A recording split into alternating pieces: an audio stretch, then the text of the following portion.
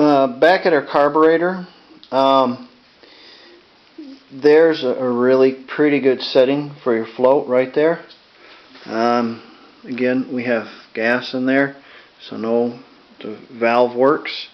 Essentially what I did is I've taken this thing apart. You have to take these two screws out and then pull the one deal out, the bolt out, and then the float will come on. If you do it upside down, your valve will stay in there inside if you turn it upside down slightly so it doesn't fall out, because if your valve falls out, then you got to fish it back up in there and it's a pain in the ass. But if you take this and you figure out, okay, the float's going to come up, so I'm going to need to bend this down just a little bit. So I bent it down a little bit, the tang, and then when I put it all back together, the float was sitting on the bottom of the bowl, and when I poured gas in it, nothing would come in. So I said, oh, I'm going to have to take it apart and bend it up some more.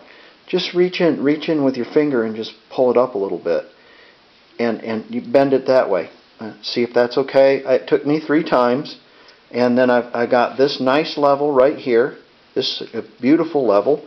It's about right there.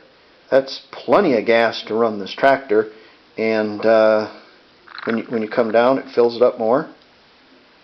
So we're really good. I think we're really good right there. I don't think we'll flood.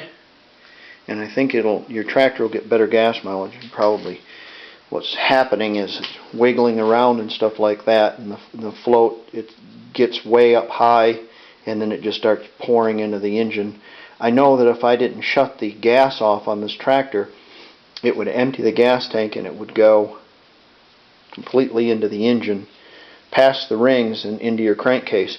And I remember one time I had 10 gallons of gasoline in my tank, and I ended up having 10 gallons of gasoline in my crankcase about a week later. Tractor wouldn't start because it was out of gas. So that's the problem with there.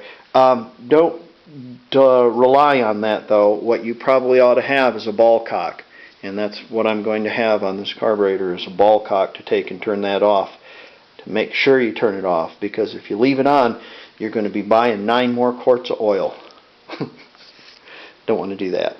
Okay, there you go.